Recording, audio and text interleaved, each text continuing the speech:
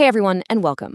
Today we're going to break down a really interesting perspective on marriage, one that sees it not just as a social thing, but as a divine institution with a very specific and pretty profound purpose.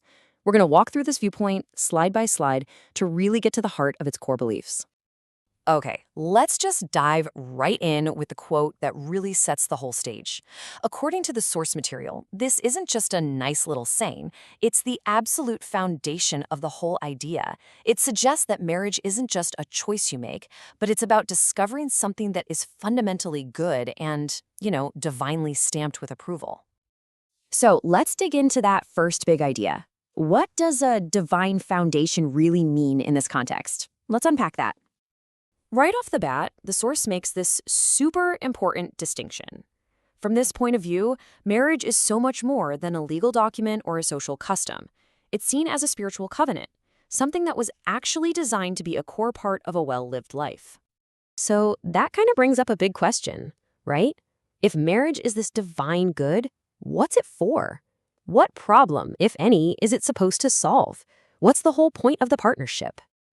Well, according to the source, the need for companionship was there from the very, very beginning. The idea is that even in a perfect world, being alone was seen as a kind of weakness. So partnership isn't an afterthought. It's presented as the deliberate answer to a basic human need for connection. And this quote, wow, it's used to show a connection that's way, way deeper than just, getting along. It's not just about compatibility. It implies a shared essence, this feeling of belonging that's so deep it's like the two people literally came from the same source.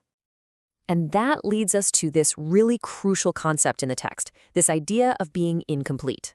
The argument goes that because the woman was created from the man, he is, in a spiritual and fundamental way, not whole until he's reunited with her. He's literally missing a part of himself. Now, here's where it gets really interesting. The text explains the payoff as being mutual, for sure, but different for each partner. For the man, the union makes him complete. But for the woman, who the source says is already one whole piece, the effect isn't completion. It's something else. Enhancement and elevation. And to really drive this point home, the text uses this powerful metaphor. It suggests the woman's life, her potential, her whole being gets amplified to the 12th power. I mean, that's such a striking image, right? It's meant to show this massive positive change that helps her become her best self inside the partnership. All right, so we've talked about the spiritual why. Now let's get into the practical how. If this partnership is so life-changing, what's its number one job? Well, according to this text, the answer starts right at home. And this is where the source brings in this idea of a first ministry. What this does is it clearly puts the couple's private life ahead of their public one. The argument is, before you can go out and do any good in the world, you have to focus on building a stable, orderly home first. Yeah, and you can see that order of operations right here. It's super clear. First, you build that strong foundation at home. Then, and only then, can you effectively go out and serve the community. The first step is an absolute must. And this quote just hammers the point home, doesn't it? The household is basically a proving ground. How a person manages their private life is seen as a direct reflection of their ability to handle bigger responsibilities, whether they're public or spiritual.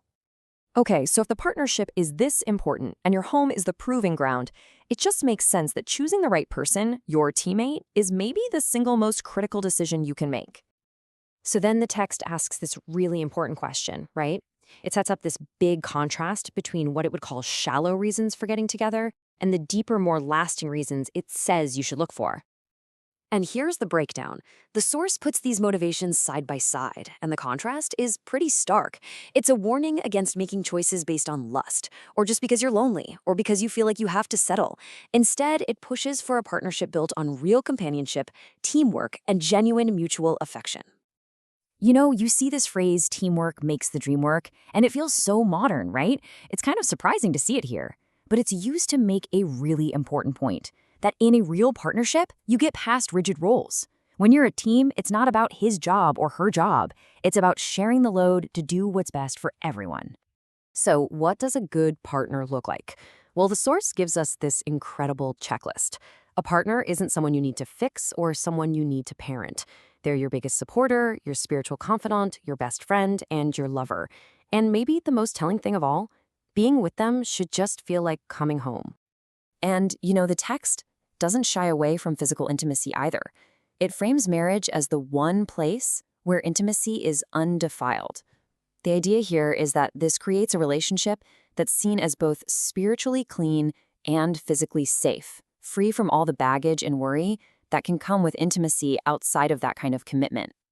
All right, so for the last part, the text has a message for anyone who's still searching for this kind of partnership. And the big takeaway, the number one virtue it holds up, is patience.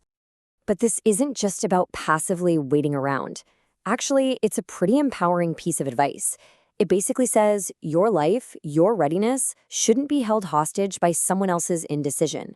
It's a call to respect your own journey and keep moving forward, even if it means you have to go it alone for a little while. And I love this final quote because it completely flips the script on being single. From this perspective, being single isn't a failure or something to be ashamed of. It's an act of strength. It's about having high standards and refusing to settle for less, even when the whole world is telling you that you should. And so that brings us to the end, and it leaves us with this big question. After looking at this specific idea of a divinely founded partnership, the question really comes back to you. In our world today, what does building a strong foundation, whatever you want to call it, actually mean in your own life?